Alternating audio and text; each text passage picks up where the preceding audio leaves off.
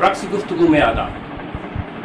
آج ہم اسلام آباد میں موجود ہیں اور ہمارے ساتھ ہمارے ایک بہت پرانے دوست اور اسکالر انعام الحق صاحب ہمارے ساتھ موجود ہیں، ڈاکٹر انعام الحق صاحب۔ ڈاکٹر صاحب جنرلوں کے خاندان میں سے ہیں، لیکن ان کا اپنا ایریا جو ہے ڈیفینس کے علاوہ انہوں نے قرآن اور اکنامکس جو ہے اس میں اور بینکنگ میں ان کا پروفیشن تھا۔ مستقبل بینک میں سینئر ایگزیکٹو تھے۔ اس زمانے کی بات ہے، آج سے کوئی 20-25 سال پہلے، جب میں اوپن یونیورسٹی اسلام آباد میں institute of Arabic and Islamic studies میں ہوتا تھا تو ڈاکٹر صاحب ایم فل کر رہے تھے۔ اس وقت سے ان سے ملاقات ہوئی اور دیکھا ان کا اس میں اپنے پروفیشن میں اور خاص طور پہ جو انٹرسٹ ریشنل انٹرپریٹیشن جو اسلام کی تھی اس کو دیکھتے ہوئے ان سے بہت قربت رہی۔ خاص طور پہ ان کی 2 کتابیں بہت مشہور ہیں، نظریہ پاکستان اور قرآن، اور دوسرا نظریہ خیر، فلسفہ اخلاق اور قرآن کی روشنی میں۔ یہ نظریہ خیر جو ہے یہ بیسیکلی ان کا پی ایچ ڈی کا ڈزرٹیشن بھی تھا۔ ڈاکٹر صاحب بہت شکریہ، آپ وقت دے رہے ہیں ہمیں۔ اپنا ہمارے ناظرین کے لیے تھوڑا سا آپ اپنا تعارف مزید کروایا۔ صاحب میں آپ کا بہت شکر گزار ہوں، آپ ہمارے بڑے پرانے دوست ہیں اور آپ کینیڈا سے تشریف لائے ہیں۔ تو ویسے میں تو بہت معمولی سا آدمی ہوں، لیکن مجھے 2-3 چیزیں جو ہیں وہ جس میں اپنی زندگی گزار رہا ہوں، ریٹائرمنٹ کے بعد قرآن کی میں بہت اسٹڈی کرتا ہوں، فلاسفی کا ہے وہ اس میں نے بہت زیادہ پڑھا ہے، اور فلسافیکلی جو ہے ہر چیز کو جو ہے دیکھتا ہوں۔ قرآن کی بھی تنقیدی طریقے سے پڑھ کے جو ہے وہ تب ایمان لایا ہوں، ایسے جو ہے عقیدے کے طور پر نہیں لایا۔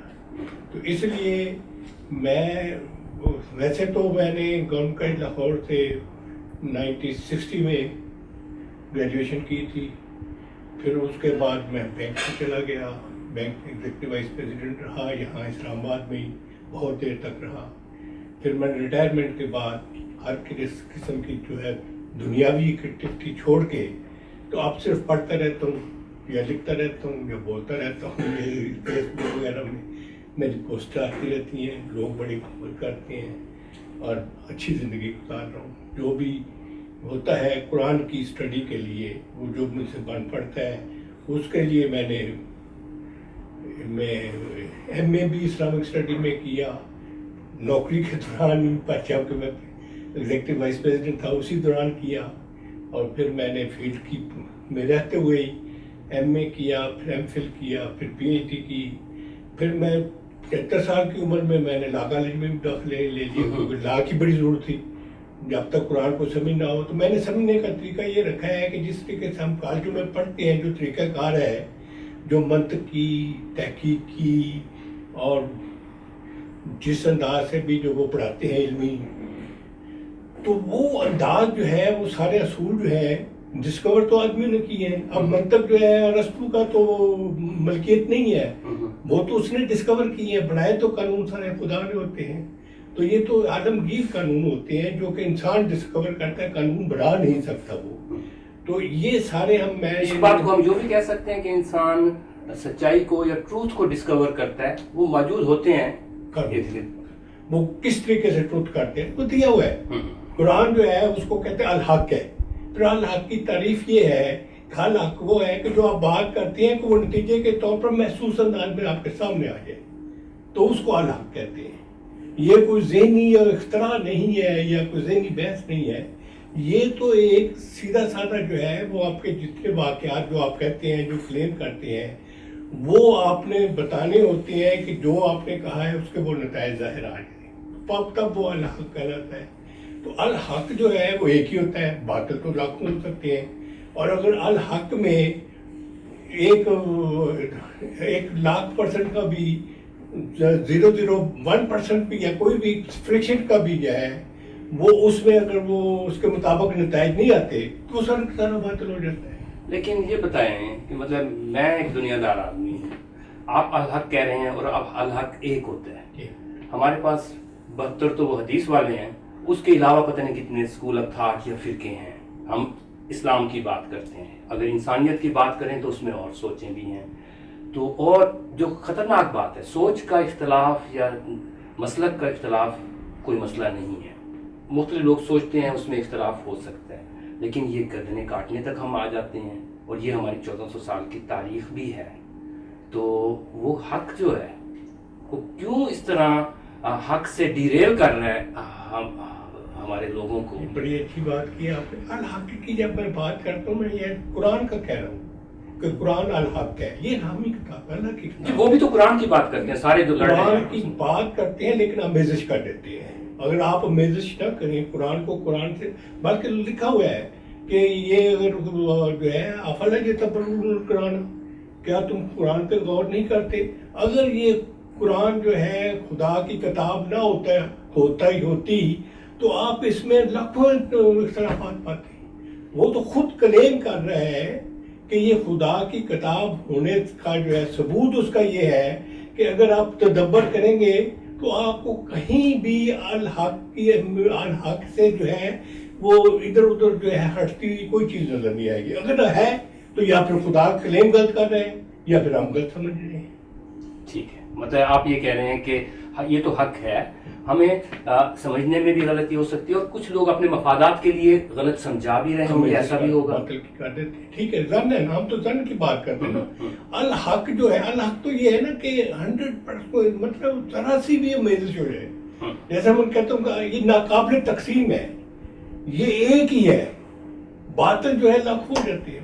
اچھا، اب آپ آگے ہیں، جو ایک سیکولر وے میں جس کو لا کہتے ہیں، اور اب آپ لا بھی کر رہے ہیں یا کر لیا آپ نے، تو جو دنیا کا قانون ہے وہ وقت کے ساتھ ساتھ ضروریات بدلتی ہیں، قانون بدلتے ہیں، اس میں حرکت رہتی ہے، اس میں موومنٹ رہتی ہے اور تغیر رہتا ہے۔ بعض اوقات کسی قانون کی ضرورت نہیں ہوتی۔ مثلا میں یہ کہوں کہ سائبر لا، انٹرنیٹ کا قانون آج سے 20 سال پہلے بھی کوئی سوچ بھی نہیں سکتا تھا، جب یہ موجود ہی نہیں تھا، اب اس کی ضرورت پڑ گئی پارلیمنٹ لیجسلیچر کو۔ تو جو قرآن کے قانون کی آپ بات کریں گے یا وہ کریں گے تو اس میں کوئی اصول ملیں گے یا اس میں ڈیٹیل بھی ہوگی؟ مطلب ڈیٹیل میں ہوگی تو پھر تو میں سمجھتا ہوں یہ آپ نے بات صحیح کی ہے کہ قرآن خود یہ کہتا ہے کہ بھئی جو آپ سے پہلے امت تھی وہ گزر چکی ہے، وہ جو کرتے رہے ہیں ان کے سامنے آ جائے گا، تم جو کر رہے تمہارے سامنے آ جائے گا، تم سے یہ پوچھا بھی نہیں جائے گا کہ وہ کیا کرتے رہے ہیں، بلکہ یہ جو ہم نے تمہیں بصارت، حواس اور یہ مائنڈ دیا ہے جس سے تم غور و فکر کرتے ہو، ان سے پوچھا جائے گا کہ ان سے تم نے کیا کام لیا ہے، اس کے آپ جواب دیں۔ وہ پہلی چیزوں کو جو آپ کا علم ہے وہ تو ایک زمانہ کا گزر گیا ہے اور علم بڑھتا جا رہا ہے، نئے نئے زمانے کے ہے، اور آپ اپنے زمانے کے مطابق جواب دے ہیں۔ ہو سکتا ہے ابھی ہمارا علم جو ہے وہ تو کمپلیٹ تو پتہ نہیں لاکھوں سال قیامت تک کے لیے ہونا ہے۔ آخری تو ایک کوئی فلاسفر تھا، اس نے کہا تھا آخری حقیقت کا آخری لفظ جو ہے آخری آدمی پہ چھوڑ دینا چاہیے۔ تو یہ تو آپ کے ساتھ آپ کی بات صحیح ہے، لیکن آپ اپنے حساب سے اپنے جو زمانہ ہے، جو وہاں زمانے کے مطابق جس علمی سطح پر پہنچ چکے ہیں، وہ آپ کی جو ہے آپ اس بات کے جواب دیں کہ آپ وہاں پہ پہنچ کے اس کا علم حاصل کریں اور اس کے آپ جواب دیں گے۔ اگر بعد میں اگر کوئی آپ کا علم انکمپلیٹ بھی ہو جاتا ہے تو یہ نہیں کہ آپ تو پھر اپنے حساب سے تو صحیح ہوگے نا، آپ نے اپنے زمانے کے مطابق کرنا ہے، تو وہ تو زمانے کے ساتھ چینجز آتے رہتے ہیں۔ اور یہ قرآن نے اصول بھی اس لیے دیے ہیں کہ بھئی جزیات میں تو چینجز آتی رہتی ہیں، جزیات میں تو وہ آپ جو ہے آپ اپنے حالات کے مطابق لوگوں کی جو ہے وہ مختلف ممالک ہیں وہ اپنے مطابق وہ بنا لیتے ہیں، لیکن اصول جو ہے وہ غیر متبدل ہیں، ان میں تبدیلی نہیں ہو سکتی، ناقابل تغیر ہیں، ان کے حدود کے اندر رہ کے جزیات آپ بنا سکتے ہیں، نہیں تو الحق نہیں رہے گا۔ آپ ایک ریشنل اور اس طرح کی انٹرپریٹیشن کے اسلام کو آپ نے سمجھا، اور آپ نے خود بھی بتایا کہ آپ لا سے الہ کی طرف آئے ہیں، ایسے نہیں کہ ماں باپ مسلمان تھے تو آپ نے قرآن کو مان لیا، اور اس میں علامہ غلام احمد پرویز صاحب سے بھی آپ بہت متاثر ہوئے، اور اس میں ادارت الاسلام کے آپ کو چلاتے بھی رہے ایک زمانے میں، اور جنرل احسان الحق صاحب نے تو بہت کنٹریبیوٹ کیا پرویز صاحب کے بعد، انہوں نے درس کا سلسلہ انہوں نے جاری رکھا اپنی زندگی تک، اور جو طلوع اسلام رسالہ ہے جس کا علامہ اقبال نے، ناظرین اس کا اجرا کیا، تو اس میں بھی آپ کنٹریبیوٹ کرتے رہتے ہیں اور مسلسل آپ کی چیزیں آتی رہتی ہیں۔ پرویز صاحب کے بارے میں ایک ایسا پاکستان میں 60s سے شروع ہوا اور وہ ایک طوفان اٹھا اور ان پہ کفر کا فتویٰ بھی آیا اور سارے علماء حضرات ایک طرف ہو گئے، تو اس طرف جانا اور اس سے متاثر ہونا یہ ڈیفیکلٹ چیز نہیں تھا، اور کس چیز کی وجہ سے آپ اس کے ساتھ رہے؟ یہ بھی آپ کا ہے، آپ میں صاحب واضح کرتا ہوں، میں غلام محمد پرویز صاحب میں شاگرد رہا ہوں، میرے استاد تھے، فیملی فرینڈ بھی تھے اور بہت زیادہ ان کے ساتھ رابطہ رہتا تھا میرا۔ وہ ان کی یہی تھنکنگ جو ہے، بلکہ میں تو جس وقت ان کا ایک پہلے طاہرہ کے نام خطوط پڑھا تو میں پریشان ہو گیا کہ ہمیں تو بتایا کچھ جاتا تھا، لیکن یہاں تو جو چیزیں ہیں اس میں تو عورت جو ہے، جیسے وہ علامہ اقبال نے کہا ہے کہ اگر میں مسلمان نہ ہوتا اور مجھے یقین نہ ہوتا کہ قرآن جو ہے وہ خدا کا کلام ہے تو میں نے سمجھنا تھا کہ یہ کسی عورت نے لکھا ہوا ہے۔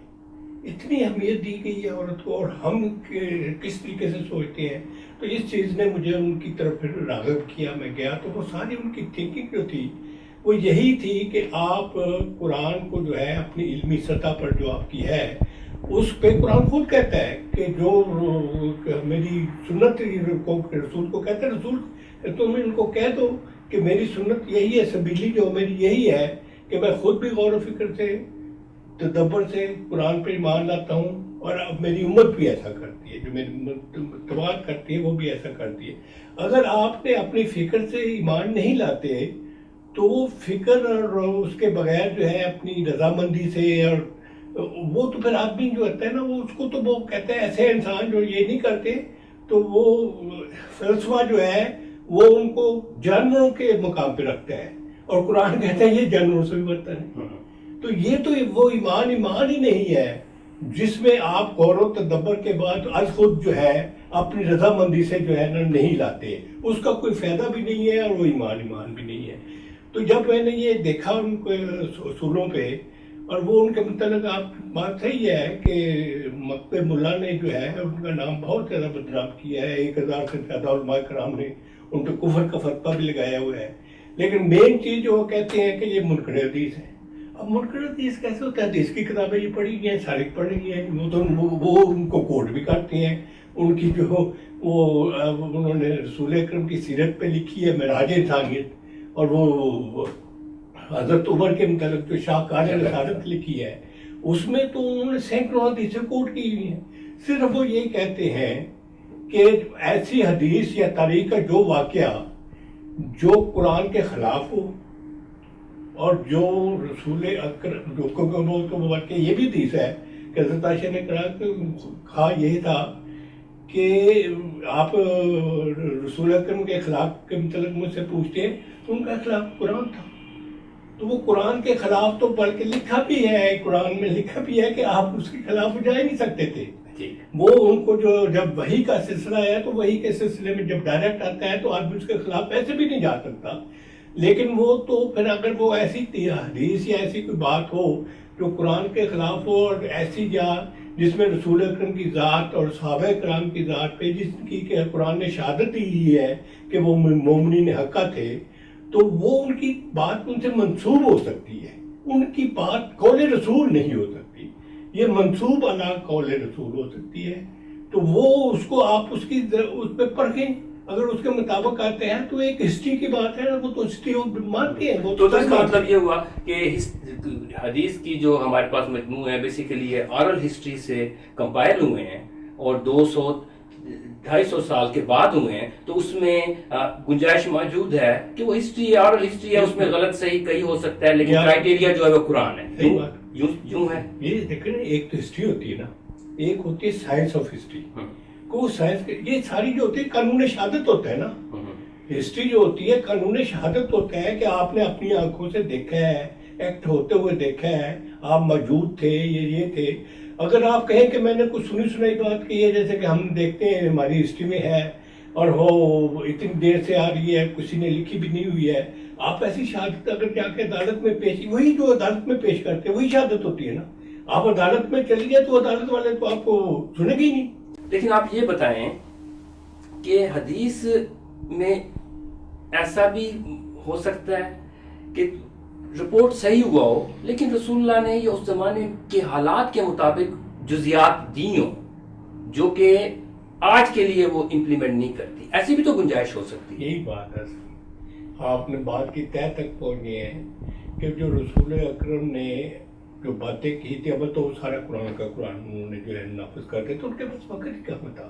وہ یا تو جنگیں لڑتے رہے یا پھر یہ نظام جو ہے قرآن کا ان پہ بدتریج جو ہے نظر ہوتا رہا ہے، اس کو وہ آگے پہنچانا تھا، محفوظ بھی کرنا تھا ان کو. تو وہ تو ان کی باتیں تو تقریباً جو وہی کرتے تھے جو قرآن میں ہے، لیکن منسوب ان سے جو ہے ایسی باتیں ہو گئی ہیں جو کہ قرآن کے جو ہے وہ خلاف جاتی ہیں، علم کے خلاف. بلکہ ہمارا جو ہے ہمیں کتابوں میں پڑھایا جاتا ہے یہ اسلامک اسٹڈی میں کہ جو حدیث قرآن کے خلاف ہو، رسول اکرم کی شان کے خلاف ہو، صحابہ کے کرام کے خلاف ہو، تاریخ کے خلاف ہو، عقل کے خلاف ہو، جس میں چھوٹی سی بات کا زیادہ اجر دیا گیا اور بڑی چیز کو کم کر کے دکھایا ہو. 15-16 ریزن ہے. وہ تو کہتے ہیں وہ ان حدیثوں کی ویلیو نہیں ہے. لیکن مصیبت یہ ہے کہ وہ کہتے ہیں لیکن عمل نہیں کرتے. جب ضرورت پڑتی ہے اس حدیث کی تو اس کو سامنے لے کے آ جاتے ہیں. اپنے وہ غور و فکر نہیں کرتے نا، عمل نہیں کرتے. کیا غور و فکر نہیں کرتے یا بدنیتی بھی ہے کہیں؟ بدنیتی جو ہے وہ کہیں کہیں ہو سکتی ہے، لیکن زیادہ جو ہے وہ غور و فکر جس طریقے سے یہ ہو گیا ہے وہ احترام ہو گیا ہے، اعتقاد ہو گیا ہے، اعتقاد بن گیا، ایمان بن گیا، اور بغیر سوچے سمجھے پڑھتے نہیں ہیں لوگ، پڑھتے نہیں ہیں. ان کا وہ اگر آپ اس کو تنقیدی علمی تحقیقی اور تنقیدی اور وہ اپنا لاجیکلی دیکھیں اس کو، تو وہ تو اس کے بعد جو ہے وہ تو پھر یہ چیزیں جو ہے یہ اس پہ نہیں اترتی. یہ حدیثیں جو ہے جو ایسی چیزیں جو ہیں جو اب کئی چیزیں ہیں وہ ایسی جو ہے جو نہیں اترتی. وہ سارے کہتے ہیں ہمارے بھری ہوئی ہیں کہ یہ کمزور حدیثیں ہیں، یہ وہ حدیثیں ہیں. ایون اس کا معیار کیا ہے؟ اب یہ جو ہے آپ نے سیاست کا کہا ہے لیکن وہ ان کو سنت کا نام دے دیتے، بتاتے بھی نہیں ہیں. ہمارے کانسٹیٹیوشن میں بھی لکھا ہے کہ قرآن اور سنت کے کریں، لیکن سنت قرآن کی تو کتاب ہے، لیکن سنت کی آپ سیاست کی بات کرتے تو شیعہ کی تو 4 کتابیں علیحدہ ہیں. اس کے علاوہ وہ تو اس کو مانتے نہیں ہیں. وہ بھی مسلمان ہے، ابھی مسلمان ہے، فرق تو دونوں میں نہیں ہے. وہ ان کے مطابق وہ آپ کی صحیح جو 6 حدیثیں ہیں وہ صحیح نہیں ہے، آپ کے مطابق ان کی حدیثیں صحیح نہیں ہے. تو یہ تو خود پریکٹیکلی تو خود بھی جو ہے وہ جو کہتے ہیں اس پہ عمل بھی نہیں کرتے. ہو بھی نہیں سکتا نا، کیونکہ یہ تو زمانے جیسے آپ نے کہا زمانے نے تو آگے جانا ہے. تو یہ تو آؤٹ ڈیٹڈ علم ہے نا زیادہ. ان کا تو یہ تو ایک امت سے چلی گئی، جو انہوں نے کہا کیا وہ اپنے ساتھ لے گئے ہیں، ان کا اجر ان کو ملے گا. آپ سے تو پوچھے نہیں جائے گا کیا؟ آپ سے پوچھے نہیں جائے گا. اب موونگ فارورڈ، آپ بڑے کلیئر ہیں اپنے قرآن کے بارے میں بھی، قرآن کے نظریہ شر کے بارے میں، نظریہ خیر کے بارے میں بھی، قرآن کے اکنامک سسٹم کے بارے میں بھی، اور قانون سازی کس طرح کرنی ہے قرآن کی روشنی میں، ان چیزوں میں. لیکن سارے تو آپ کی طرح کے سوچ کے نہیں ہیں. میرے اپنے دوستوں سے اس طرح کی جو اس فکر کے ہیں ان سے یہی بات ہوتی ہے کہ جب آپ کا جو نریٹیو ہے، آپ کا جو بیانیہ ہے وہ ہے کہ جی قرآن اور اسلام اور خدا کا قانون نافذ ہونا چاہیے اس دھرتی پہ، وہ پھر مولوی کے اسلام کی طرف ہو جاتے ہیں. وہ کہتے ہیں ان کو زیادہ پتہ ہے، یہ تو کلین شیو لوگ ہیں، ان کو کیا پتہ، اور اس کے لیے خاص جبہ اور امامہ اور داڑھی بھی ہونی چاہیے. ایک تو یہ ہے، اور یہ نہ بھی ہو تو وہ یہ کہتے ہیں کہ بھی ان کی انٹرپریٹیشن، پھر وہ ان کا جو نریٹیو ہے وہ رول کر جاتا ہے. میں آسان لفظوں میں کہ آپ ان کی پچ پہ کھیل رہے ہیں اور پھر وہی آپ کو باؤنس ماریں گے. اس میں 2 باتیں ہیں.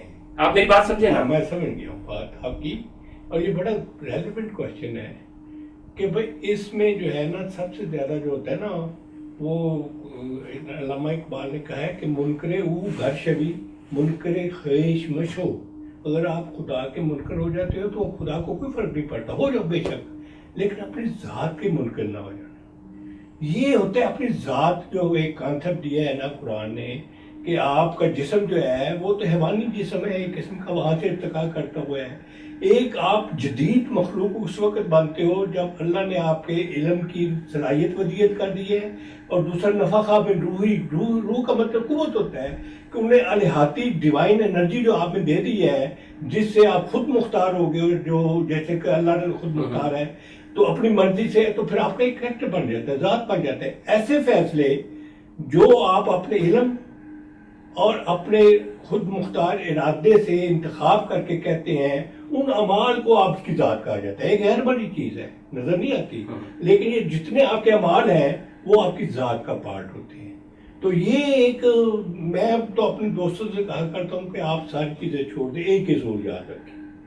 وہ اصول قرآن کا دیا ہوا اصول ہے کہ ہر وہ چیز، ہر وہ نظریہ جو پوری نوع انسانی کے لیے منفعت بخش ہے وہ آپ کے، وہ خیر ہے، اور جو اس کے خلاف ہے تو وہ اس میں امتیازی سلوک جہاں کہیں آ جاتے ہیں. ایون کانٹ نے کہا تھا کہ بھئی پہلا اصول کانٹ کا اخلاقی اصول یہ ہے کہ تم ایسے کام کرو کہ تم چاہو کہ تمہاری جو تم خود مختار ساورن بن کے یہ ساری دنیا سے جو ہے نا ایسے وہی کام کرانا شروع کرا دو. یعنی وہ اس طریقے کے جو آپ کام کرتے ہیں وہ آپ سمجھیں کہ یہ ساری دنیا میں یہ اصول رائج ہو جائے گا. تو ہر کسی کو، کسی کے جو ہے، کسی کی مفاد کے یا کسی کے انٹرسٹ میں جو ہے نا وہ مفاد کلی ہونا چاہیے، کسی کے خلاف نہیں جانا چاہیے. باقی جو ہے آپ جیسے جو ہے کہ آپ اپنے مال سے بڑھتے جائیں گے، درجہ ہوتا جائے گا، وہ آپ سب میں ہے، کسی کے خلاف تو نہیں جاتا کوئی اس طرح. ٹھیک ہے، مجھے اپنے سوال کا جواب نہیں دیا، میں پھر کہتا ہوں کہ ریاست، آپ کہہ رہے ہیں کہ ریاست کے ذریعے جو قرآن کا اصول ہے، قرآن کے قانون ہے، وہ نافذ کروائے جائیں. آپ اس پہ ایگری کرتے ہیں؟ قرآن نے اصول یہ دیا ہے نا، تو یہ ریاست نہیں کرانا ہے. اچھا ٹھیک ہے. اب آگے سوال جو قانون و ریاست جو ہے ایسا بنائے جس میں نوع انسانی کی منفعت کا کوئی امتیازی سلوک ہو جائے تو وہ قرآن کے خلاف ہوگا، خیر کے خلاف. لیکن یہ تو آپ کہہ رہے ہیں اور میں بھی سمجھتا ہوں کہ صحیح ہے، ٹھیک ہے. لیکن میجارٹی جو مسالک کی ہے، جن کی اتنی بڑی فالوئنگ ہے، وہ جب قرآن اور رسول کی اور اسلامی نظام کی بات کرتے ہیں، وہ ہمیں پتہ ہے کہ وہ اس میں ڈسکریمنیشن بھی آ جاتی ہے ان کے قوانین میں. اور اب کس طرح ایک جگہ پہ لایا جائے اور لوگوں کو بتایا جائے کہ کون سا صحیح اسلام ہے. اب لوگ ہر مسجد سے ایک آواز پریکٹیکل بات کر رہے ہیں کہ پریکٹیکلی کیسے ہونا چاہیے. جی ہاں. تو یہ میں نے قرآن سے جو اخذ کیا ہے، جو میں نے اپنے لکھا بھی ہے، وہ یہی لکھا ہے کہ یہ جو بھی اب میں کوئی بات کرتا ہوں، آپ کرتے ہیں، یہ ہماری رائے ہوتی ہے. قانون جو ہوتا ہے وہ اسٹیٹ نے بنانا ہوتا ہے، بتدریج بنانا ہوتا ہے. کبھی وہ ہو سکتا ہے کہ وہ صحیح قانون نہ ہو لیکن بعد میں وہ صحیح ہو جائے گا. قرآن بھی تو بتدریج ہوتا رہا ہے نا. انٹرسٹ جو ہے وہ آخری دنوں میں رائج ہوا تھا، پہلے اس سے پہلے سارے وہ انٹرسٹ کھاتے رہتے. قانون کے مطابق اگر آپ لافل زندگی گزارتے ہیں جہاں قانون خداوندی ابھی پوری طرح رائج نہیں ہوا، تو یہی ہے جو اسلام چاہتا ہے آپ سے. وہ انقلاب چاہتا ہے، قلب کی تبدیلی چاہتا ہے، فساد نہیں چاہتا. تو قلب کی تبدیلی آپ نے جو کرنی ہے کہ یہ اصول آپ نے ذہن میں رکھنا ہے کہ بھائی یہ جو میں اصول بنا رہا ہوں، جو نظریہ پیش کر رہا ہوں، اس نظریے میں کوئی امتیازی نشان نوع انسانی کے خلاف کوئی امتیاز تو نہیں بڑھتا جاتا. اگر امتیاز نہیں بڑھتا جاتا تو پھر قرآن کا منشا یہی ہے، آپ کے فلسفے کا بھی یہی منشا ہے. ایون جو ہے اب میں دیکھتا ہوں، میں تو چونکہ پڑھتا رہتا ہوں کہ یہ علماء جو ہے، فلاسفر جو ہے، انہوں نے ایک کانسیپٹ دیا ہوا ہے عالمگیریت کا، یونیورسلزم. اب یونیورسل جو ہے اس میں جو ہوتا ہے وہ وطن کی تو گنجائش ہی نہیں رہتی. جیسے اقبال نے کہا ہے، ان تازہ خداؤں میں سب سے بڑا وطن ہے، جو پیرہن اس کا ہے وہ مذہب کا کفن ہے. تو اب وطنیت ہر جگہ ہے. وہ جو ہے وہ جو فلاسفر ہیں آپ کے، وہ تو قریب اپنی عقل کے ذریعے سے ہی کافی حد تک جو ہے قرآن کے قریب پہنچ چکے ہوئے ہیں، جو وہ کانسیپٹ ہے اپنی عقل کے ذریعے سے ہی. لیکن جو یہ ہمارے جو ہے نظام سرمایہ دار والے، یا جو وہ کہتے ہیں قارون ہوا، ہارون ہوا اور فرعون ہوا، یہ جو تینوں نمائندے ہیں، ان کو وطن سوٹ کرتا ہے. یہ ان کو اپنے مفاد کے لیے استحصال کرنے کے لیے جو چیز سوٹ کرتی ہے وہ اس کو وہ اس کی تعویلیں نکال کے اس میں ڈال دیتے ہیں. اور وہ مولوی جو ہے ان کو وہ ان کو اعلیٰ کار بنے ہوئے ہیں، وہ ان کو لوگوں کو جو ہے उठने नहीं देते कि तुम्हें आखिरत में जन्नत मिलेगी, ये होगा, इस दुनिया की बात ही नहीं करने देते। नाज़रीन, यहाँ हम इस प्रोग्राम का ये हिस्सा यहाँ ख़त्म करते हैं, लेकिन अभी बहुत से टॉपिक रहते हैं, ख़ास तौर पे नज़रिया पाकिस्तान क्या है और नज़रिया पाकिस्तान और कुरान किस तरह को रिलेट करते हैं, उस पर मेरे कई खदशात हैं, उस पर भी डॉक्टर साहब से गुफ्तगू होगी और फिर उसके बाद करंट अफेयर्स पे भी गुफ्तगू होगी। ये प्रोग्राम, ये हिस्सा यहीं ख़त्म करते हैं। अगले प्रोग्राम में मैं रिकैप भी करूँगा कि क्या क्या हम बात कर चुके हैं और आगे क्या कर रहे हैं। देखने का बहुत शुक्रिया।